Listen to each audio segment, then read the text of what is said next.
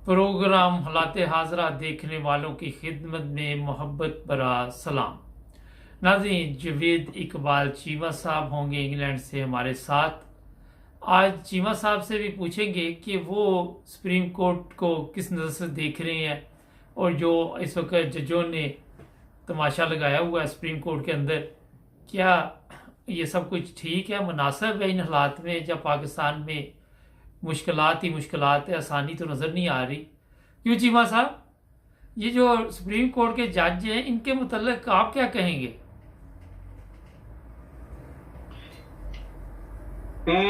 मुबारक साहब, जहां तक आपके सवाल का तल्लुक है कि सिर्फ जजों के बारे में, तो ये जज आज नहीं, इससे पहले भी कई दफा मैं अर्ज कर चुका हूं कि ये नवाज शरीफ के पे रोल पे हैं। हाँ। ये सारे बिके हुए हैं, सारे खरीदे जा चुके हैं। और जो एक आधा रह गया था, ये मंदोखिल वगैरह, वो भी खरीदे गए हैं चंद दिन पहले। उनको डर्टी हैरी ने खरीदा है। बाकी पहले दूसरे वो तो जस्टिस फायजी साहब वगैरह ग्रुप तो पहले के खरीदे जा चुके हैं। वो तो अतर मिनल्ला भी खरीदा जा चुका है बहुत पहले से, बल्कि रहाई नवाज शरीफ को उसने किया था जेल से। तो यही बस बाकी दो तीन ही रह गए हैं, बाकी तो सारे बिके हुए हैं सारे। नहीं तो इनके मतलब आप क्या कहते हैं कि ये भी प्रेशर में आ जाएंगे या नहीं? देखें, सिर्फ प्रेशर वाली बात है तो मैं तो आपको बता दूं कि प्रेशर में पहले तो शायद ना आते, मगर अभी आ जाएंगे प्रेशर में, इसलिए कि अभी कुछ वकला जो है ना, जिस तरह एक पुराने बार काउंसिल के रांझा साहब बकवास कर रहे हैं, इस तरह कुछ चंद लोग अगर वकीलों से भी खरीदे गए जो पुराने, तो वो उन्होंने बयानबाजी शुरू कर दी, तो ये भी प्रेशर में आ जाएंगे। अदरवाइज ये पहले तो नहीं लगता था कि प्रेशर में आएंगे, मगर अब लग रहा है कि अब प्रेशर में आ जाएंगे, क्योंकि दो बातें आपने नोट की होंगी। एक तो चीफ जस्टिस साहब ने कहा है कि दरमियानी रास्ता को निकालने की कोशिश करेंगे, नंबर एक। नंबर दो, उनके अल्फाज हैं कि मैं बड़ों से मुलाकातें करूंगा। ये दोनों चीजें इस बात की गमाजी करती हैं कि उनसे कोई अच्छी तो नहीं, अवाम को जो अवाम की है ना असल डिमांड, वो पूरी नहीं होने वाली।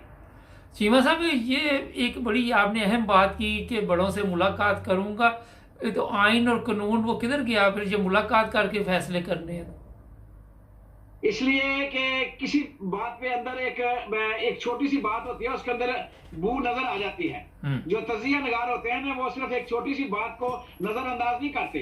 जिस तरह मैंने पहले भी कहा था कि हाई कोर्ट में जब इमरान खान को एक जज ने बुलाया था ना, तो इमरान खान ने कहा कि मेरे ऊपर ये मुकदमा हुए, तो उसने एक छोटी सी बात कही थी, बड़ी मानीखेज थी। वो मानीखेज ये थी कि उसने कहा था कि जब सिस्टम से बाहर निकलेंगे तो ऐसे ही होगा, सिस्टम के अंदर रहते तो ना ऐसे ना होता। तो उसका इशारा किस तरह था कि असेंबलियों से ना निकलते या असेंबलियों को डिसॉल्व ना करते तो ऐसा ना होता।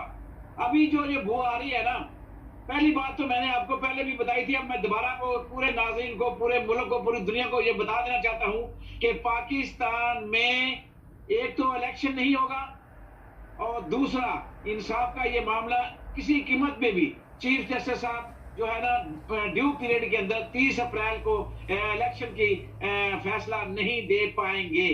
इस मुल्क के अंदर अब सिर्फ और दमादम मस्कलंदर होगा, सड़कों पे अवाम आएंगे, ये जुल्म का कारोबार नहीं खत्म होगा जब तक अवाम सड़कों पे नहीं आएंगे।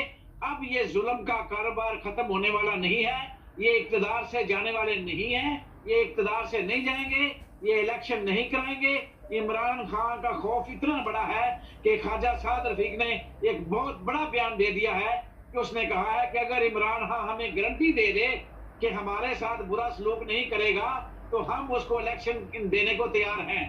ये बात इस बात की गमाजी करता है कि अंदर जो फैसले हुए हैं वो फैसले किसी ना किसी तरीके से कोई आदमी बाहर निकाल देता है जिसके अंदर थोड़ा सा जमीन की रत्ती होती है। तो वो ख्वाजा साद रफीक ने वो बात कह दी है जो बिल्कुल पीडीएम का एक मुतफिका राय है कि इसको इलेक्शन नहीं देना, इलेक्शन देंगे तो इक़्तिदार से भी जाएंगे, मारे भी जाएंगे, और ये हमें जेलों में फेंक देगा, और ये हमारी करप्शन की लूटी हुई रकम भी वापस लेगा। अब ये गारंटी मांग रहे हैं पहले एनओआरओ से, इसलिए मुज़ाकरात की दावत दी है। अब वो तो पहले तो ये मुज़ाकरात की दावत देते नहीं थे, अब मुज़ाकरात की सिर्फ इस बेस पे कि इससे बातचीत कर ले। यही guarantee chief of army staff मांगता था इमरान खान से, यही गारंटी और दूसरे अदारे मांगते थे। अब सारी जगह पे ना होके अब डायरेक्ट जो है ना ये उससे मुज़ाकरात करने के लिए तैयार है, और वो काम गारंटी वो देने वाला नहीं है। इसलिए इलेक्शन नहीं होंगे और ये इक़्तिदार में रहेंगे, और मुल्क में जब तक आग नहीं लगेगी, जब तक श्रीलंका से बदतर माहौल नहीं होएगा, लोग अपना हक छीनने के लिए सड़कों पे नहीं आएंगे, तो अब उस वक्त तक ना रूल ऑफ लॉ होगा मुल्क में, ना हकीकी आज़ादी मिलेगी। चीमा साहब, एक बड़ा खतरनाक इशू चला हुआ है, जो पाकिस्तान के इसराइल के साथ तल्लुकात सामने आ रहे हैं, मगर वजारत खारजा ने कहा कि हमारे तो कोई तल्लुकात ही नहीं उनके साथ। लेकिन ऐसी तस्वीरें इस वक्त सोशल मीडिया पे चल रही हैं, जो मेरा ख्याल आपने भी देखी होंगी। देखिए मुबारक साहब, गो के वो अगला इशू है, दो इशू हमारे बड़े इंपॉर्टेंट है, और वो काम जो है ना इनसे लिए जाएंगे। इनको इक़्तिदार में लाने वालों ने और इक़्तिदार में रखने वालों की मजबूरी है कि इनसे दो काम लेने हैं, क्योंकि जब इस तरह की मखलूत हुकूमत होती है ना, जिसके सौर पाँव नहीं होते, जो कमजोर होते हैं, जो लाठियों के सहारे खड़े होते हैं, उनसे अपनी मर्जी के काम लिए जाते हैं और लिए जाते रहे हैं पहले भी। और ये एक बिल्कुल बेकार से नाअहल हुक्मरान है, बुज़दिल हुक्मरान है। इनको इक़्तिदार से चिमटना है, क्योंकि इनकी करप्शन बहुत ज्यादा है, इनके ऊपर केसेस बहुत ज्यादा है, कत्ल के केस इनके ऊपर है, इनको फांसी लग सकती है, ये जेलों में जाएंगे, करप्शन का पैसा वापस करेंगे तो इनके महल्लात बिक जाएंगे, ये फकीर भी नहीं रहेंगे, ये बाहर सड़क पे आ जाएंगे, फुटपाथ पे। इसलिए इन्होंने दो बातें जो इस वक्त सर्कल है, एक एटमी सासू वाला मामला, एक इसराइल वाला मामला, ये इनसे करवाया जाएगा और ये करेंगे बड़ी खुशी से, क्योंकि ये इक़्तिदार के लिए हर कुछ अपने कपड़े क्या उतारने के लिए तैयार है मुकम्मल तौर पे। ये अच्छा, ये बड़ी अहम बात आपने आखिर पे की गई, अपने कपड़े उतारने के लिए तैयार है, इसीलिए ये लोगों के कपड़े उतार रहे हैं। हाँ जी, इसलिए लोगों के कपड़े उतार रहे हैं कि ये जो है ना इस वक्त खुद जो इक़्तिदार में आए हुए हैं ना, ये सिर्फ अपने कपड़े उतार के ऑफर करके आए हुए हैं कि हमारे साथ बाई लॉट जो मर्जी कर लो, हमें इक़्तिदार जो है ना वो दो, इस इमरान खान से हमारी जान छुड़ाओ। और हम जो, क्योंकि इन्हें पता है कभी तक तीसरी हुकूमत पाकिस्तान में ना पैदा हुई है और ना सामने आ रही है, ना सामने आई है, और ना आने वाले दिनों में सामने आएगी, क्योंकि ये मुकम्मल टोला जो पूरी है अपोजिशन थी वो सारी हुकूमत में है। इसलिए कोई बंदा भी इस वक्त अपोजिशन में नहीं है सिवाय इमरान खान के, ये आप ज़हन में रखें। चीमा साहब, मैंने वो इससे वाला सवाल इसलिए आपसे किया था कि ये इमरान खान को कहते थे कि ये यहूदियों का एजेंट है ना, फजल रहमान कहता था, तो इसलिए अब जो चीज़ें सामने आ रही वो तो और ही कुछ बता रही हैं। देखिए ये वो बाद में ये कह देते हैं कि ये सियासी बयान होते हैं, ये बिल्कुल इनका था तो सियासी एजेंडा, सियासी बयान था, इसमें कोई सदाकत तो थी नहीं पहले भी, मगर असल में यो एक आदमी को जो है ना वो जब ताकतवर हो सामने नजर आ रहा है तो उसकी ताकत है, कुव्वत है, उसकी ताकत और कुव्वत सिर्फ अवाम है। तो इनको अवाम में उसको नामकबूल करने के लिए यही सारे एजेंडे थे कि यहूदी एजेंडा कह दें, उसको कोई काफिर कह दें, उसको कोई नबी पाक सल्लल्लाहु अलैहि वसल्लम का जो है ना वो ना कहें कि वो तौहीन कह दें, यानी कोई ऐसा काम उसके ऊपर ऐसा लगाएं जिसके लिए जो जिस पर अवाम उससे मुतनफर हो जाए। तो ये अवाम को मुतनफर करने के लिए दो चार एजेंडे उनके पास थे कि ये कादियानी है, ये भी नारा लगाया गया, ये कादियानी है, ये भी नारा लगाया गया कि ये जो है ना नबी पाक का जो है ना वो बेहुदी करने वाला है, ये भी नारा लगाया गया कि ये यहूदी एजेंट है। तो ये सारे थे तो सियासी नारे, वक्त ने साबित कर दिया। ये मैं असल में उस पर जितने इल्जाम लगते हैं ना, बाद में अल्लाह जल्ले शानू उसका जो है ना वो हम बस मैं समझता हूँ कि अल्लाह की मदद ही है उसके साथ, क्योंकि जितना भी कुछ हुआ हर उसका तोड़ वो उसने नहीं दिया, खुद बहुत ही इनका जमीन बोस हो गया बयानिया, जिस तरह इनका तोशा खाना जमीन बोस हुआ कि सब चोर खुद निकल आए। आप देखिए ना कि वो अब्बासी साहब का साबिक वजीर आजम क्या कह रहे हैं कि अगर घड़ी की चोरी का मामला तो फिर मैंने एक ही बजाय दो घड़ियां चोरी की हुई है, मैं भी घड़ी चोर हूँ। यानी ये और एक मरियम का वो जो घड़ी चोर क्या वो कहते थे इतने बड़े बहरे जुल्मात में दौड़ा दिए घोड़े हमने, वो BMW क्या पाइनएप्पल भी ना छोड़े हमने। तो ये तो एक पाइनएप्पल भी उनका निकला, घड़ी वो डड्डू मिजरे इतलात वो जो कंजरी है वो ले गई, और सारी गाड़ियों सारे चोर नंगे हो गए, सरदारी भी नंगा हो गया, जर्नैल भी नंगे हो गए, और दूसरे ये शरीफ खानदान नंगा हो गया। तो ये तो उसके जितने भी उन्होंने वो उसके खिलाफ नारे लगाए थे, ये खुद ही वो नारों में फंस जा रहे हैं और फंसते रहेंगे इंशाल्लाह, क्योंकि उसमें तो कोई सदाकत ना थी और ना है। एक ब्रेक का कहा जा रहा, चीमा साहब लाइन पे रहें, नाज़रीन मिलते हैं ब्रेक के बाद। हमारे चैनल को सब्सक्राइब करें, हमें फॉलो कीजिए, टिकटॉक पर भी और फेसबुक पर, यूट्यूब पर भी सब्सक्राइब करें, और अपने दोस्तों को भी बताएं कि सिर्फ एक ही चैनल है जहां पे सच और हक की बात की जाती है। जी ब्रेक के बाद आपकी खिदमत दोबारा हाजिर। अच्छा सर, एक चीज़ बताइए कि कल मरियम औरंगजेब ने कहा कि हम तो इंतखाबात चाहते, इमरान खान नहीं चाहता। एक बड़ा अहम सवाल है ये कि आप क्योंकि इस्लामी तालीमात को भी समझते हैं, इंसानी तालीमात को भी समझते हैं, रमज़ान में कोई फ़र्क पड़ा इनको कि कोई झूठ शूट कम किया हो या छोड़ दिया हो? देखें, ये तो उसको कहते हैं, मैं इनको डायरेक्ट काफिर कहता हूं कि मेरे नजदीक जो है ना इस्लाम की तारीफ और मेरे नजदीक जो मुसलमान की तारीफ है, मैं तो सीधी सीधी, चाहे उलमा को अच्छी लगे बुरी लगे, चाहे किसी पाकिस्तानी 25 करोड़ आवाम में को बुरी लगे, मैं तो साफ कहता हूं कि जो नमाज नहीं पढ़ता वो मुसलमान ही नहीं है। ये मेरी तरफ से मेरा तजिया है, मैं कोई आलम नहीं हूँ फतवे देने वाला। मैं कहता हूँ वो मुसलमान है ही नहीं जो नमाज नहीं पढ़ता। तो ये जो कंजरी बकबक कर रही है, ये इस कंजरी ने नमाज कभी पढ़ी नहीं है। ये तो कंजर सारे इक़्तिदार में आए हैं, उनको नमाज का तो दूर का वास्ता ही नहीं है। एक आदमी था जिसको नमाज से वास्ता था, उसने दीन अपना बेच के उसने अपने प्लाट खरीद लिए हैं मौलवी डीजल ने इस्लामाबाद के अंदर, और कोठियां बंगले बना लिए हैं, और वो ना लखपति था ना हजारपति था। मैंने उसका इंटरव्यू किया हुआ है, पैदल चल के तो मेरे पास आया था, उसकी जेब में भी आना नहीं था।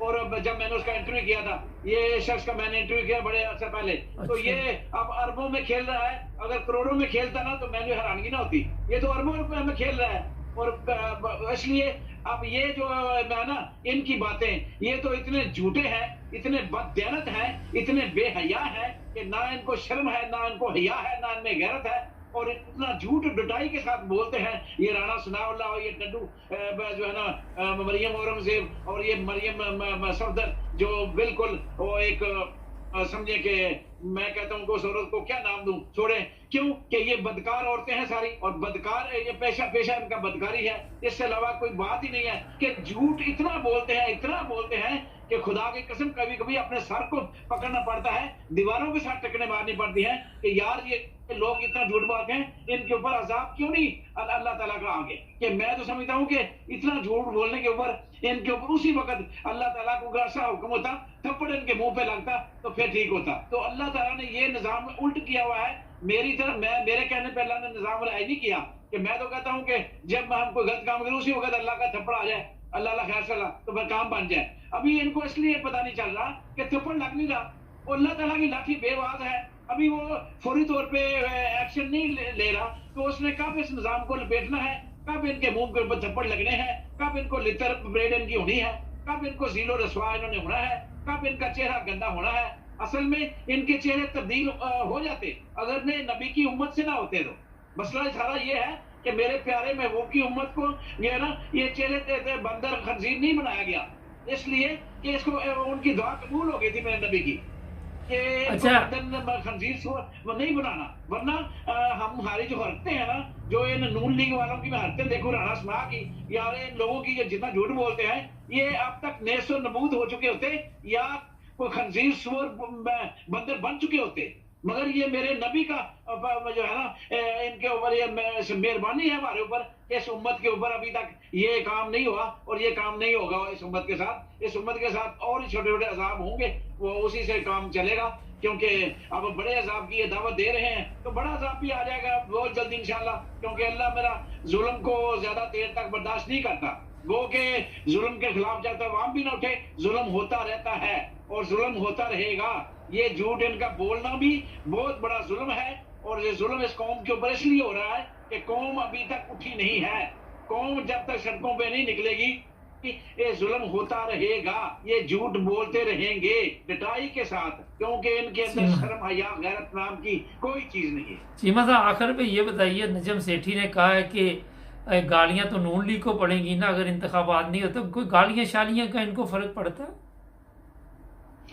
इनको किसी चीज से कोई फर्क नहीं पड़ता, ये सब बकवास है। जितनी गालियां मरियम को, जितनी गालियां नवासी भगोड़े को, जो फिरौन बैठा हुआ है लंदन के अंदर और पूरी 700 की जड़ है, जो सारे तमाशा लगाने वाले की जड़ है, जो हर फसाद की जड़ है, जिसके तल्लुकात पूरी दुनिया के हुक्मरानों के साथ हैं, और वो यहाँ बैठ के डोरी हिला रहा है और यहाँ मफरूर इश्तिहारी और जेल से भागा हुआ दवाई लेने वाला आया उसको सदारतें कर रहा है। इतने इतने बड़े जो है ना वो पीडीएम के इजलास अटेंड कर रहा है और उनकी सदारत कर रहा है। तो शर्म का मकाम है इस कौम के लिए, डूब मरने का मकाम है इस कौम के लिए। ये कौम महकूम थी, ना ये उठेगी और महकूम ही रहेगी और जुल्म इनके ऊपर होता रहेगा।